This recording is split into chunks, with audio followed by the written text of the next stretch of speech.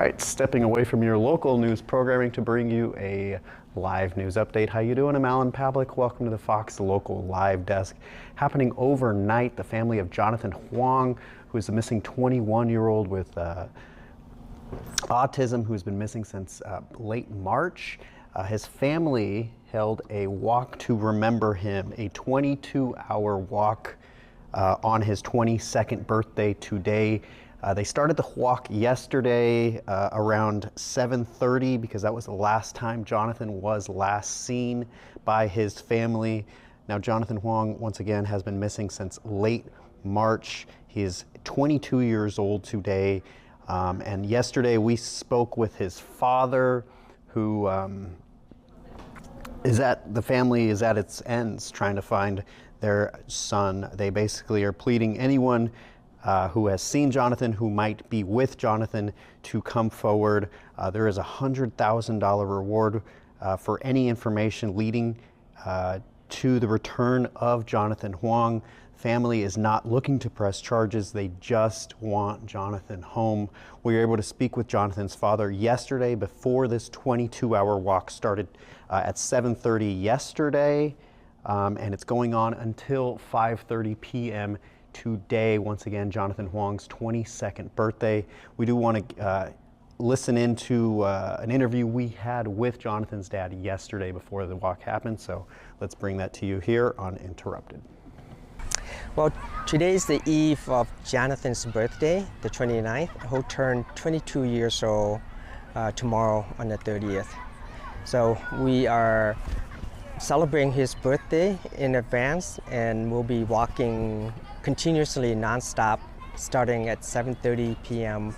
to 5:30 p.m. tomorrow. And 7:30 is, 5 months ago was the last time I saw him at home, just before he went to bed. So it's poignant for us that this is the time to start. And we're following the route that basically skirt around the homes that had the video capture of Jonathan. We're not gonna go straight by the house, but in the neighborhood. And we're hoping that if in the area, he will see us, whether it's from inside a home or outside. We're hoping that he'll see us and come get us. Or we're also praying that whoever has him, taking good care of him and mean the best for him, and they see us walking repeatedly over and over, maybe it'll change their mind and heart and let him go. Yeah. Well, Jonathan loves to walk. Okay. He self-regulates by walking. Every day, he would ask permission to go for a walk, and he walks every day. But every time he goes out to walk or do anything, he asks for permission. That's the one thing I remember most about him is, first thing in the morning when it's light out, he'll come and ask, "Dad, can I go for my walk now?" And he does. And he would do that, 3 to 6 times a day. And that loop he does at home is the same loop every day, exact same path. And it's about a mile loop. So he walks 3 to 6 miles a day, every day, rain, shine, doesn't matter. He walks in the snow, he walks when it's hot outside. So that's his thing to do. People had messaged us and saying some will come at the start, and then other people will come after work, because some people drive quite a ways to get here. And others will come throughout the night, and my family will come tomorrow. Okay. So it'll be, we'll see how many people show up, but I think it's something that I'm doing regardless if anyone shows up at all, because at the end of the day, I'm his father. Yes. And I felt like I have to do something, and I want to share in the moment of where he's at today. He might be alone and walking somewhere by himself, and he has no support, and it's really difficult, to be by yourself. And I want to at least be where he was last seen a few months ago, and with the hope that we'll get back together. People can come join, meet here for the loop, or they can do it on their own. The route and the GPS waypoints are shared on Jonathan's community page, and so they can download it and do the walk themselves. Is that on Facebook? It is on Facebook. Okay. Yeah, it's help us find Jonathan. Okay. And anyone can download the route and go walk and join anytime. It doesn't have to be right now at 7:30, but in the next 22 hours, people can join. Or if people are not local, feel free to do a virtual walk in honor of Jonathan's birthday and send us some pictures, and we'll be glad to reshare it on his page. Oh, we're barely hanging on. It's been heartbreaking. It's been torturous. It's really been unbearable. We struggle to exist moment by moment, but we have to because Jonathan needs us, and we have to be here when he's found, when he's back, and we depend on each other. We depend on our faith, and the community has been phenomenal. The support. I don't think we would have remained sane without, the community on Facebook, the community here in Kirkland. People have been reaching out from all over the world. That really helped lift us up and keep us going. And we've been so amazed by all the support. People have come donating their time, donating them the resources, money, and just showing compassion and deep caring for Jonathan, and really come out and help us get by each moment by each moment. Reward is extremely a big deal. We've been taking money out of our retirement to fund the PI, private investigator, to supplement the sheriff's office because they're constrained on resources. They told us they can't prioritize us because they have so much other cases that are important and urgent. So we thought we need to help the sheriffs by getting a private investigator to help.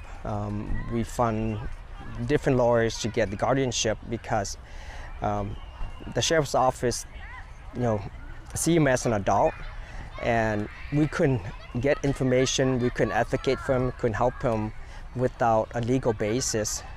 So it took us quite a while and significant resources to hire a team of attorneys that can get us that legal guardianship. So our funding, self-funding is really dwindling. We have a great support from GoFundMe, and we just, again, to the end of our financial tethers. So we were just ecstatic when this businessman, Earth Stewart from Florida, just rang us out of nowhere and just say, hey, we have to get your boy home. And he said, what can I do to help? And I just told him, hey, prayers change reality. Please pray for us and share the flyers. And he said, well, I'm going to give you $100,000 because people are motivated by money. And in that short 3 to 4 minute conversation, he pledged $100,000 to the reward so that that are helping him home a lot faster. We weren't sure if that's a real call. Who would just out of the blue call up and write you a check or send you $100,000? So we thought, well, that was nice. Hope it's true. We didn't think too much of it. But sure enough, by Monday, Jonathan's account had the $100,000 in it. So it was just mind-boggling to us. And that's just one example of how caring and how generous the public are. And with Crime Stoppers, that money is deposited in a fund there, so anybody can call in with a tip anonymously that can lead to Jonathan's return, and they can collect $100,000 in cash right away. No questions asked. Wow. Yeah. Well, Kirkland has been phenomenal. The police department here went out of their way. I mean, just amazing. Went out of their way, cruising the street, looking for Jonathan night and day after we finished the grid search. The city government here opening up, their facility tonight. Typically the park closed, but they're going to leave the park open for us so that we can have a place to stay and rest as needed throughout the night. So I just can't express how much gratitude we have for the Kirkland community and the city government here and the law enforcement team here. Just amazing people. It's become like a second home to us. We felt so welcome, so supported and so loved here. I think I want to say is that we harbor no ill will to whoever has taken him.